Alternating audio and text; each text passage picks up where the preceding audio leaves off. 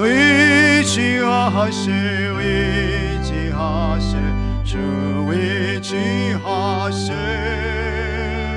구하시네 구하시네 걷고 한 번 더 고백하겠습니다. 의지하세 의지하세 의지하세 주 의지하세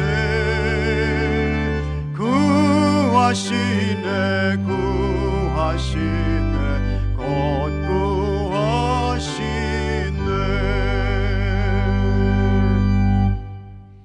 우리 하나님의 은혜와 평강이 여러분 모두에게 함께 하시기를 주의 이름으로 축복합니다. 미국의 어느 마을에 아주 유명한 조폭 형제가 살았습니다. 일명 깡패죠. 마약 밀수를 해서 동네에 퍼뜨렸습니다. 많은 사람들이 마약으로 인생을 망쳤습니다. 술을 마신 후에는 동네 사람들에게 폭력을 행사했습니다. 이웃의 물건을 빼앗기도 했습니다. 마을 전체가 조폭 형제로 인해서 많이 힘들었습니다.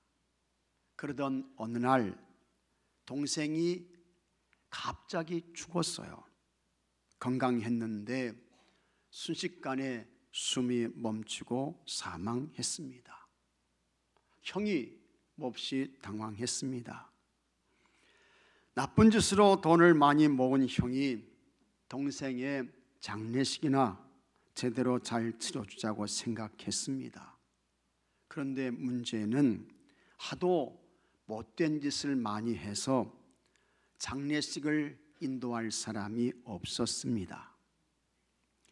미국에서는 예수님 안 믿는 사람들도 평생에 3번은 교회에 갑니다. 처음에는 유모차 타고 유아 세례 받으러 교회에 갑니다. 두 번째는 승용차 타고 결혼식 하기 위해 예배당에 가요. 마지막 3번째는 영구차 타고 장례식 하기 위해 교회에 갑니다. 그러나 조폭 형제는 너무 악해서 어느 누구 하나 장례식을 집례해 주겠다고 나서는 목사님이 없었습니다. 그 정도로 조폭 형제는 악했습니다. 불의했습니다. 부정과 불법을 저질렀습니다. 이렇게 되니까 형이 돈을 가지고 흥정하기 시작했습니다. 우리 동생 장례식을 집례해 주고 그 다음에 장례식을 할 때에 동생은 성자였다는 말 한마디만 해주면 엄청나게 많은 돈을 주겠다고 했습니다. 그래도 여러분, 목사님들 중에 이런 장례식을 집례할 분은 거의 없죠. 참 치사한, 어떻게 보면 그런 장례식인데 참 하기 곤란한 거예요. 근데 이상한 목사님이 나타났어요. 자기가 장례식을 집례하겠다고 했습니다. 그래서 이 소문이 그 도시 전체에 다 퍼졌습니다. 드디어 장례식 날이 되었습니다.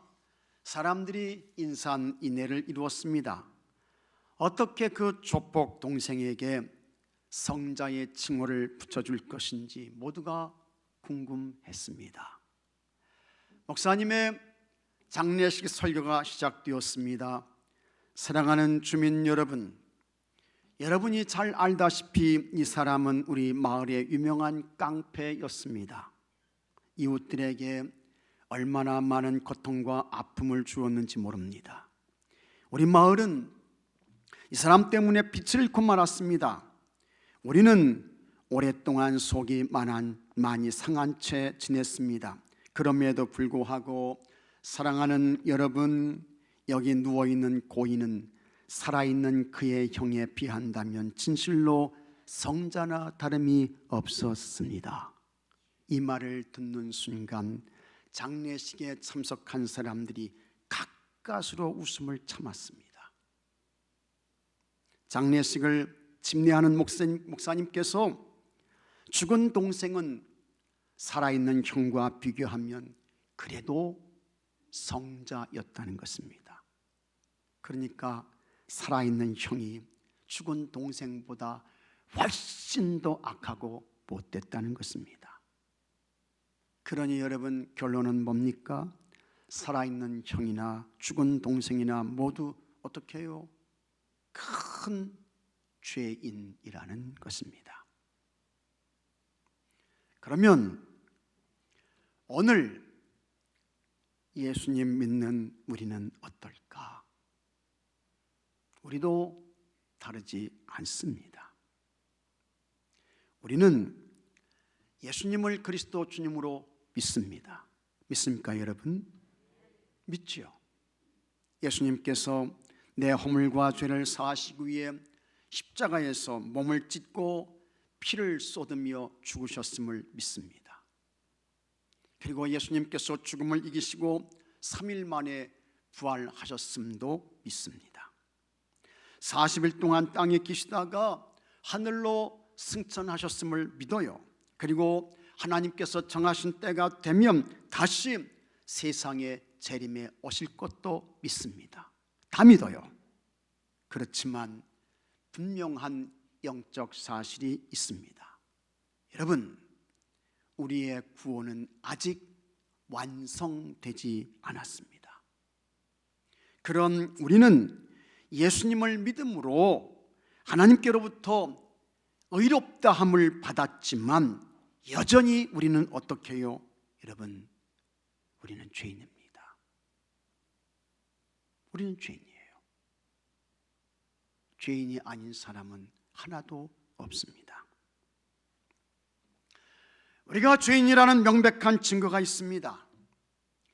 예수님 믿음으로 구원받은 것은 틀림이 없지만 우리 속에 미움의 감정이 들어온다고요. 미움의 감정이, 분노의 감정이 들어와요.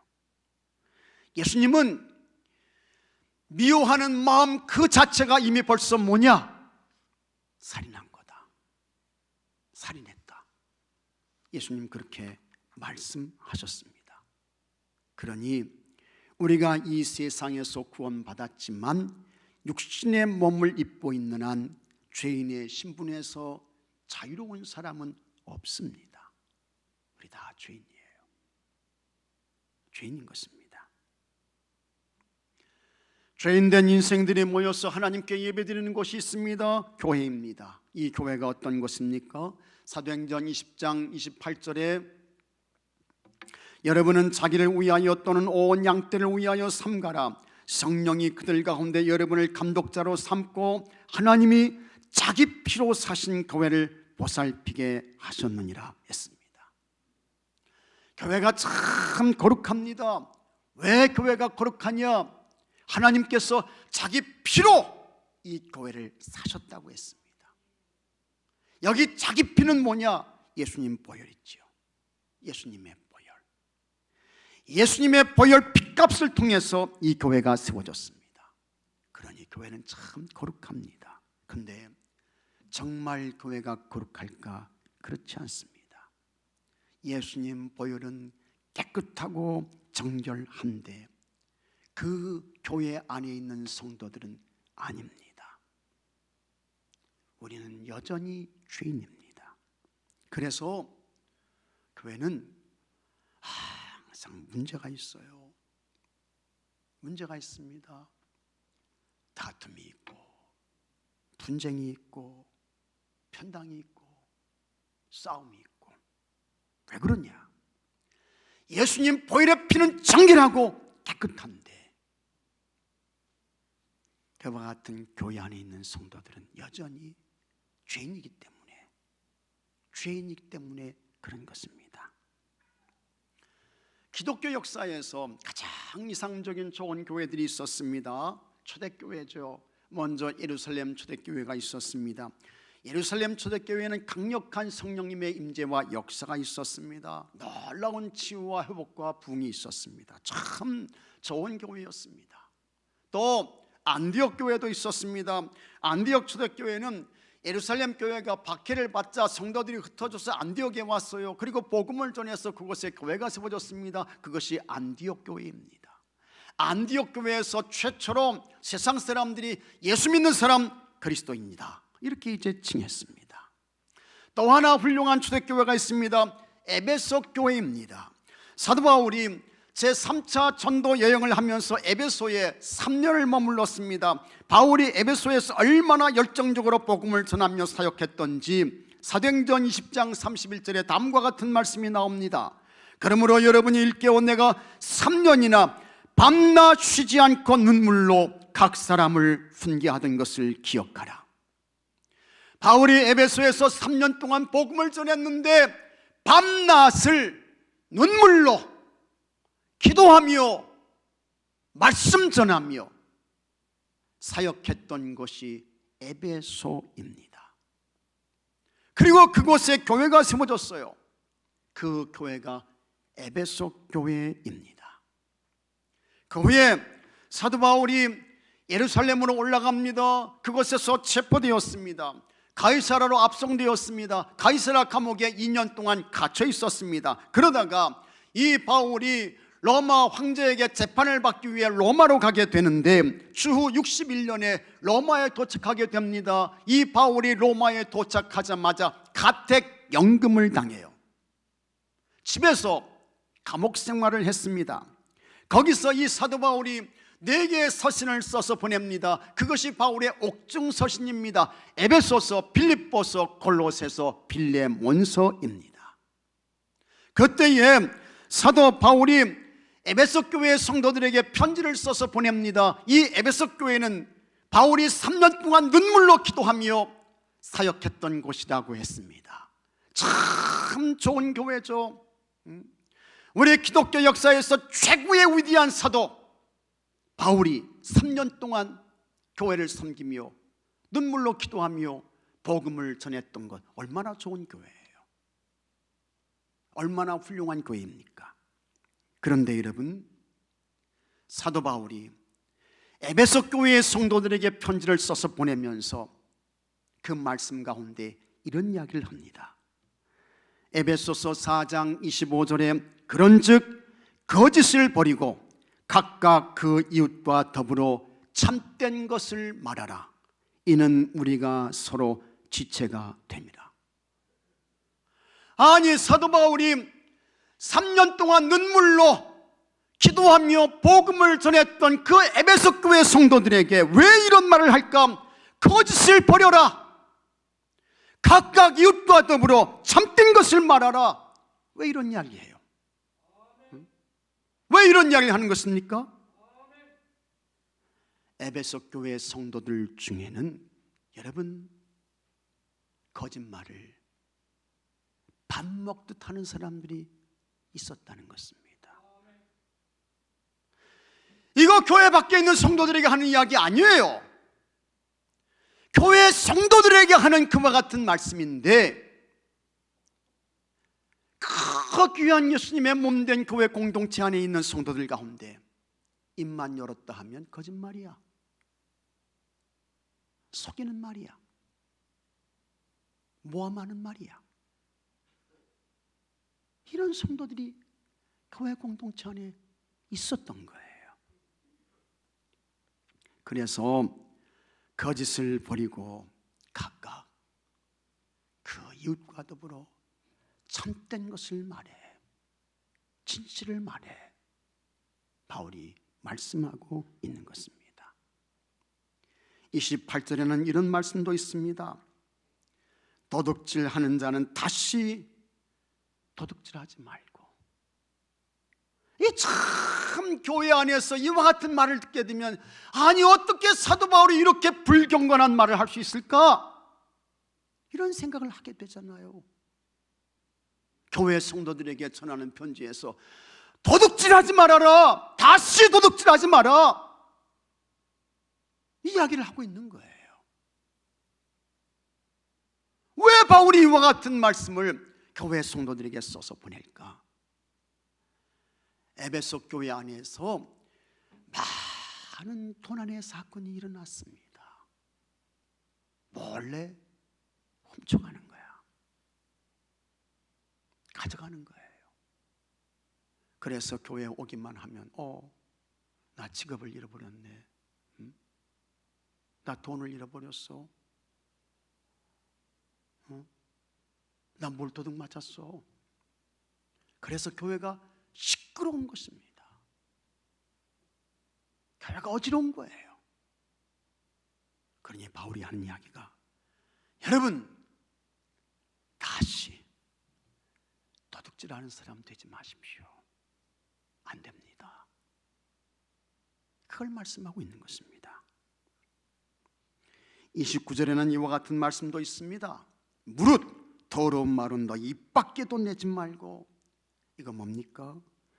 에베소 교회 성도들 중에 세상에 있었던 때와 똑같이 더러운 말, 욕하는 말, 비난하는 말, 거친 말, 모함하는 말, 이런 말들이 교회 공동체 안에 가득했다는 것입니다. 바울이 3년 동안 눈물로 사역했던 에베소 교회에 이런 일들이 많았어요. 여러분, 예수님의 몸된 교회 안에 있으면 그렇게 해야죠. 다 정결해야죠. 다 순결해야죠. 그러나 여러분, 정말 그렇습니까? 그렇지 않다는 것입니다. 그러니 사람은 여전히 뭐냐? 사람 죄인입니다. 죄인이에요. 여러분 가운데 나 죄인 아닌데요, 그러실 분 있습니까? 없어요. 다 죄인인 것입니다. 이 죄의 결과는 대단히 무섭습니다. 사도 바울이 말씀했습니다. 로마서 6장 23절에 죄의 삭은 사망이요 했습니다.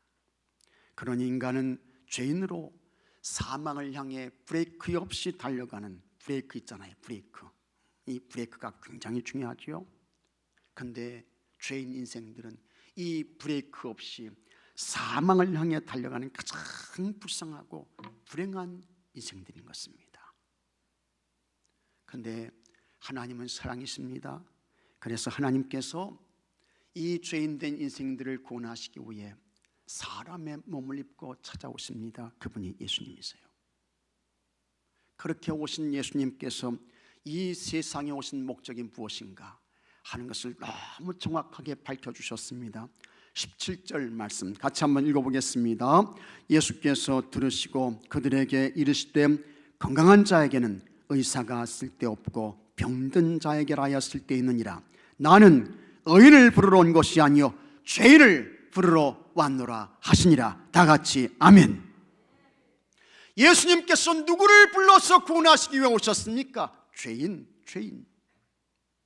죄인들을 불러서 구원하시기 위해 오신 것입니다. 그리고 지금도 예수님은 죄인들을 부르고 계십니다. 예수님께서 죄인들을 어디로 부르실까? 예수님께서 죄인들을 부르시는 곳이 있습니다. 그것이 예수님의 몸된 교회인 것입니다. 그래서 여러분, 이 교회는 뭐냐? 이 교회는 예수님의 영적 병원인 것을 믿으시기 바랍니다. 이 교회는 영적 병원이에요. 영적 병원인 것입니다. 때문에 여러분, 교회는 항상 문제가 있습니다. 이 세상에 있는 교회 중에 완벽한 교회는 없습니다. 나는 완벽한 교회를 요구해, 나는 완벽한 교회를 찾아.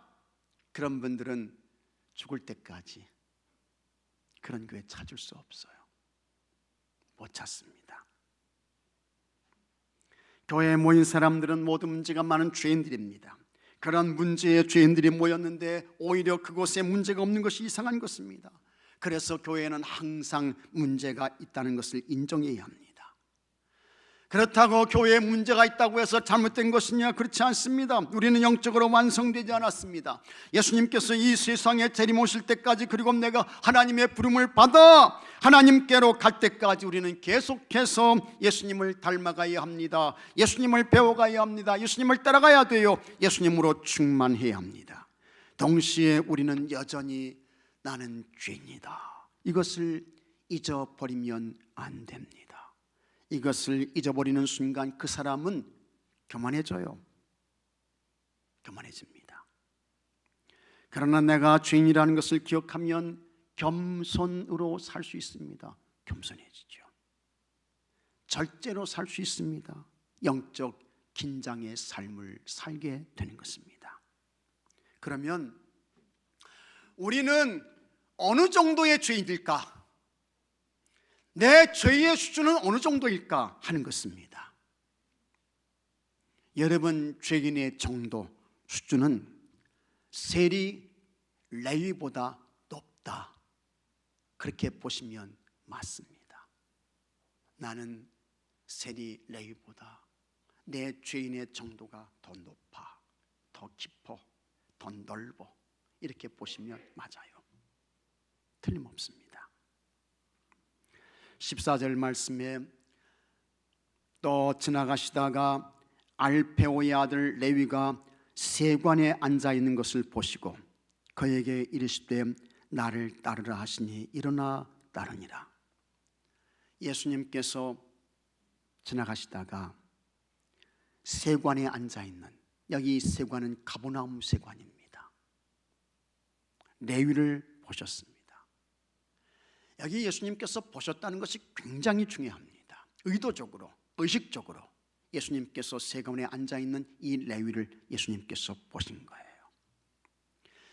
예수님 당시에 세리는 유대인들이 가장 만나기 싫어하는 기피 대상 1호였습니다.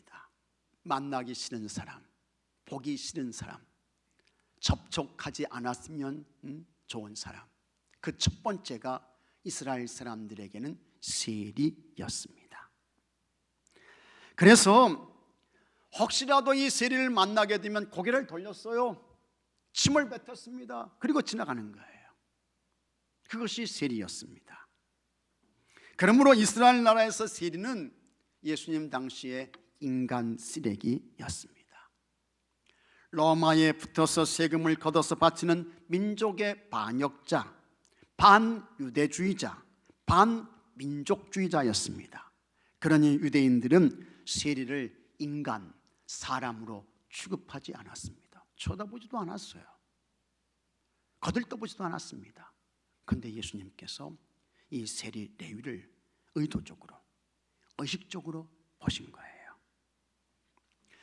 유대인들이 내는 세금에는 두 가지가 있었습니다. 정세와 관세가 있었습니다. 정세에는 인두세, 토지세, 소득세가 있었습니다. 인두세는 지금으로 말하면 주민세와 같아요. 그래서 그 나라에 태어난 사람이라고 하면 누구든지 내는 그와 같은 세금이 인두세였습니다. 토지세는 지금의 재산세입니다. 우리 이제 땅 가지고 있으면, 부동산 가지고 있으면 세금 내잖아요. 이 당시에도 토지세를 냈어요. 그리고 소득세가 있었는데 이 소득세는 12세에서 65세 사람들에게 부과되었습니다. 이것만 해도 세금이 과합니다. 이것만 해도 세금이 많아요. 살기 힘들어요. 그런데 세리들이 멋대로 하나 만든 세금이 있는데 그것이 관세인 것입니다. 이거는 뭘 할 때에, 진행할 때에, 통과할 때에 내는 그와 같은 세금이 관세인 것입니다. 이 관세는 대부분이 로마에 가지 않고 세리들의 손에 들어갔습니다. 그 가운데에는 길을 지날 때마다 내는 통행세가 있었습니다. 길값이 있었어요. 그 다음에 마차를 끌고 가게 되면 마차세를 내야 됩니다. 근데 이 마차가 바퀴수에 따라 세금이 달라요. 그래서 2개일 때가 다르고 4개일 때가 다르고 6개일 때가 다르고 바퀴세가 있었습니다. 심지어는 바다나 호수나 강에 가가지고 물고기 잡아요. 물고기 잡을 때 여러분, 우리들이 어렸을 때 강이나 냇가에 가가지고 물고기 잡으면 세무서에서 남아가지고 세금 걷었습니까? 그런 일 없죠. 근데 예수님 당시의 세리들은 물고기세를 거두었습니다. 그러니 여러분, 사람들이 이게 해도 너무하는구나, 이런 생각을 갖는 거예요. 눈 뜨고 도둑 맞는 거야. 빼앗기는 거예요. 사람들이 세리의 말을 듣지 않습니다. 세금을 안 내요. 그러면 이 세리가 용역, 폭력배를 동원하는 거야. 그리고는 세금 안 내는 사람에게 폭력을 행사하고 재산을 빼앗고, 그래서 세금을 다 걷어갑니다. 이 정도였으니 유대인들이 세리를 인간 취급 안 하는 것은 당연했습니다. 그야말로 적폐청산 첫 번째 대상입니다. 그런데 예수님께서 지나가시다가 이와 같은 세리 레위가 세관에 앉아 있는 것을 보신 거예요. 의식적으로, 의도적으로, 우연히 본 게 아니고 집중해서 예수님께서 이 세리 레위를 보셨습니다. 그리고 이 세리 레위에게 말씀하셨습니다. 같이 하겠습니다. 나를 따르라. 나를 따르라. 너 나 따라와라.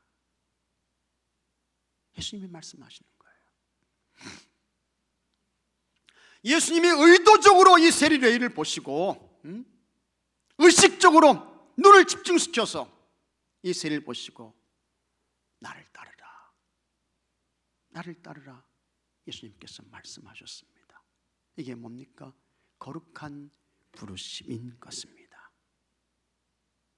사람들은 세리를 쳐다보지도 않았습니다. 거들떠보지도 않았어요. 침을 뱉었습니다. 외면했습니다.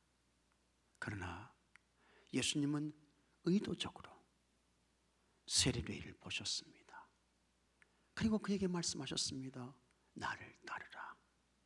나를 따르라. 거룩한 부르심입니다. 그리고 이 레위를 예수님의 제자로 삼아 주셨습니다. 많은 성경학자들이 이 레위를 누구로 보느냐? 이 레위는 누구입니까? 마태인 것입니다. 마태의 뜻이 뭡니까? 하나님의 선물입니다. 하나님의 선물. 죄인이었던 세리 레위가 하나님의 선물인 마태가 되었습니다. 그리고 나중에 이 마태가 유대인의 왕이요 구세주 그리스도로 오신 예수님을 세밀하게 관찰하고 이 마태가 어떻게 해요? 마태복음을 기록하게 되는 것입니다. 너무 놀라운 사실입니다. 그러면 어떻게 예수님께서 레위를 불러서 마태가 되게 하시고 그를 통해 마태복음을 기록하게 하셨을까? 유명한 성경학자 윌리엄 바클레이가 이렇게 말했습니다. 예수님은 레위라는 이름을 가진 이 세리를 보았을 때 그 안에 있는 위대한 전도자 마태를 보았다. 맞아요. 꼭 맞는 이야기인 것입니다.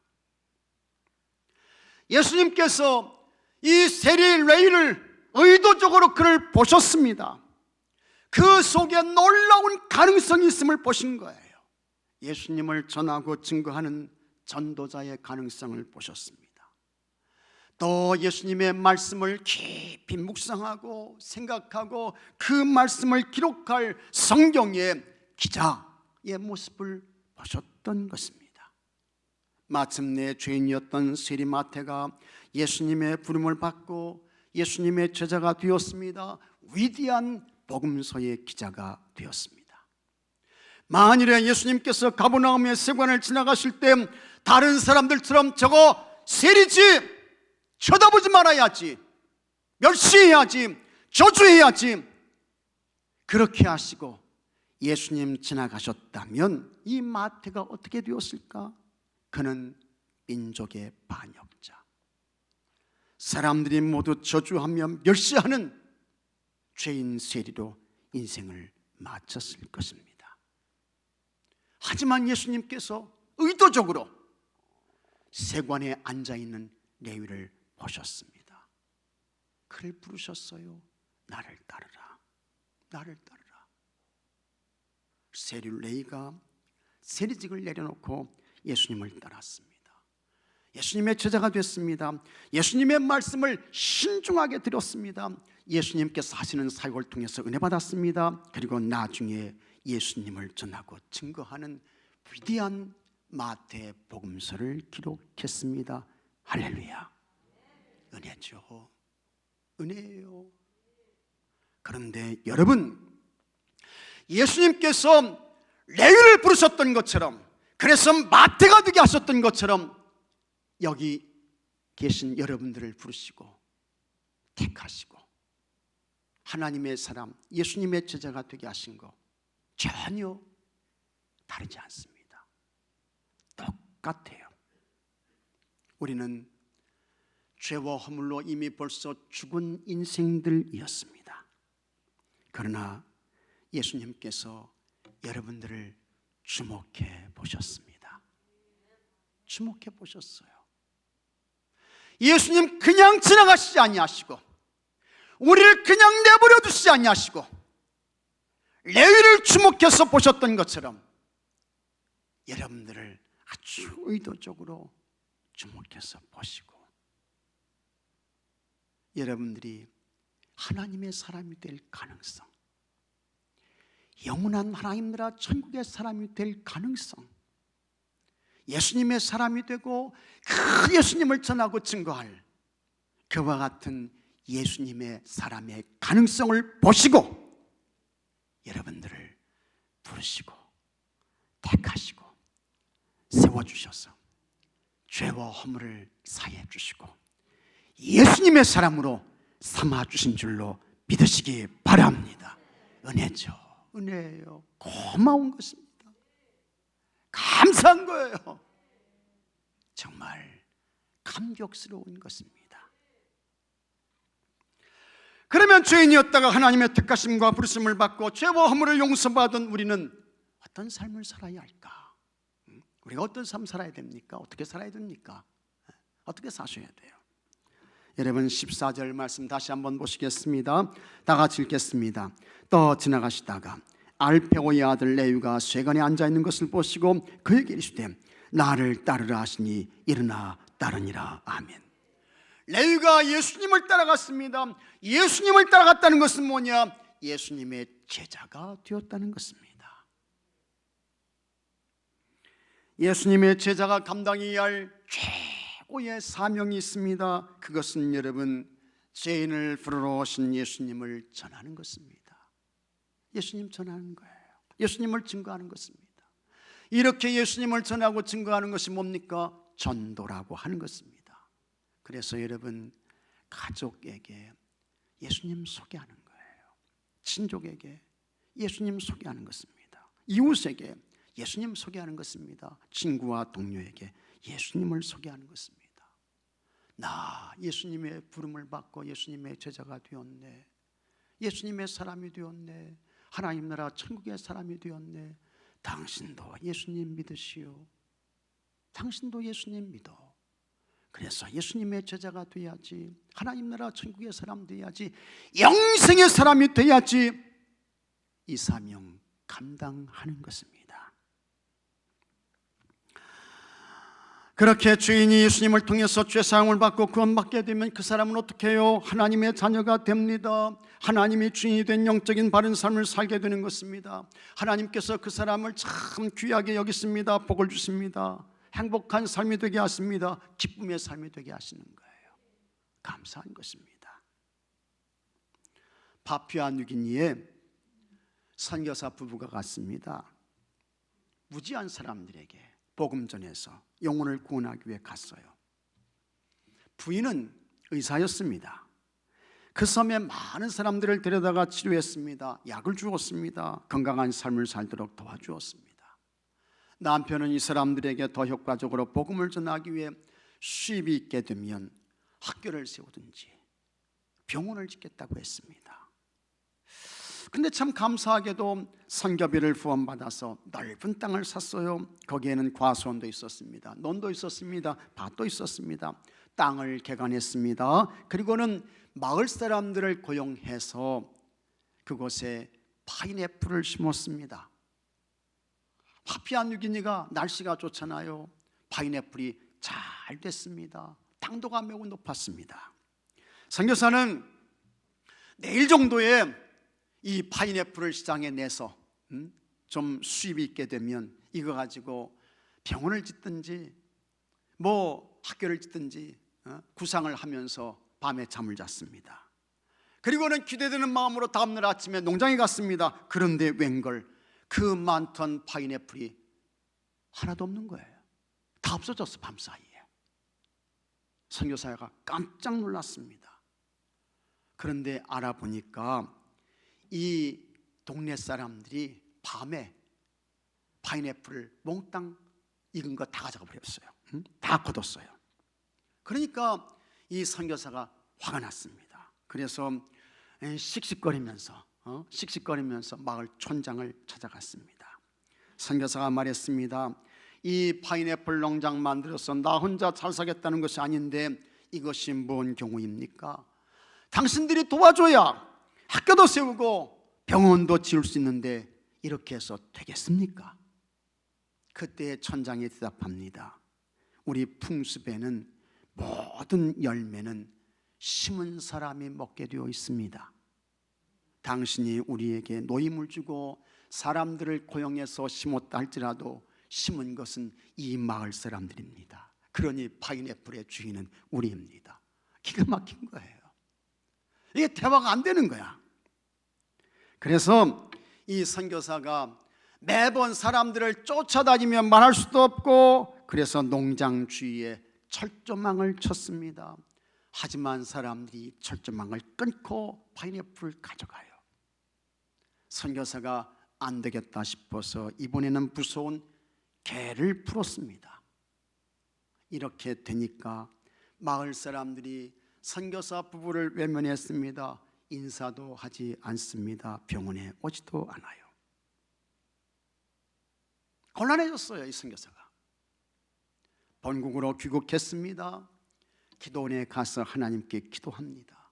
하나님, 내가 저들을 위해 일하는데 그들이 도와주기는커녕 오히려 비난합니다. 어떻게 해야 할까요? 그때 하나님의 음성이 들렸습니다. 그 파인애플 농장이 누구의 것이냐? 그리고 파인애플 농장의 파인애플은 누구의 것이냐? 선교사는 자신의 것이라고 했습니다. 마을 사람들은 본인들이 심었으니까 자기들 것이라고 했습니다. 그때 하나님께서 말씀하셨습니다.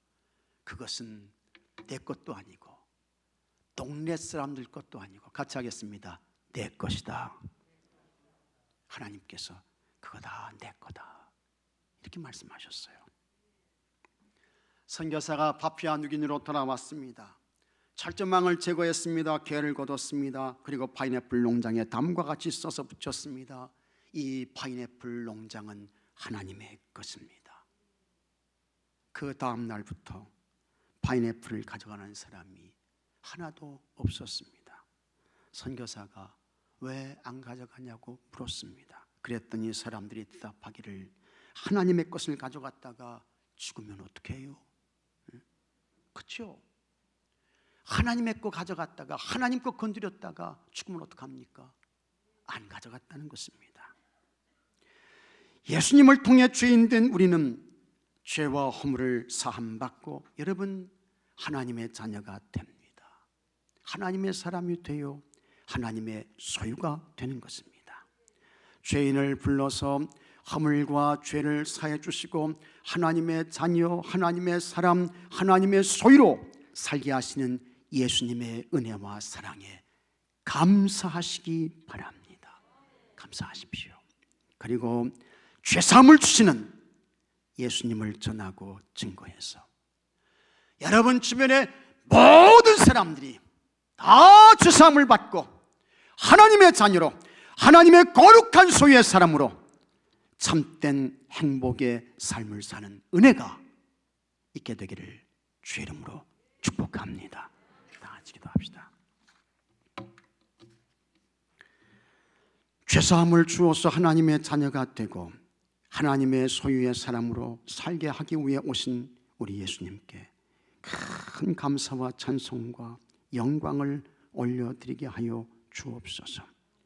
예수님을 통해서 죄인된 우리를 불러주시고 하나님의 자녀 삼아주시고 영원한 하나님 나라 천국의 사람으로 살게 하셨습니다. 이와 같은 은혜 절대 때로 잃어버리지 않게 하여 주옵소서. 감사로 살게 하시고 겸손으로 살게 하여 주옵시고, 이 예수님 잘 전하고 증거해서 우리 주변의 모든 사람들도 예수님의 부름을 받게 하시고 죄사함을 받게 하여 주옵시고, 영생의 사람으로, 영원한 하나님 나라 천국의 사람으로 세워지는 은혜와 축복을 내려 주시옵소서.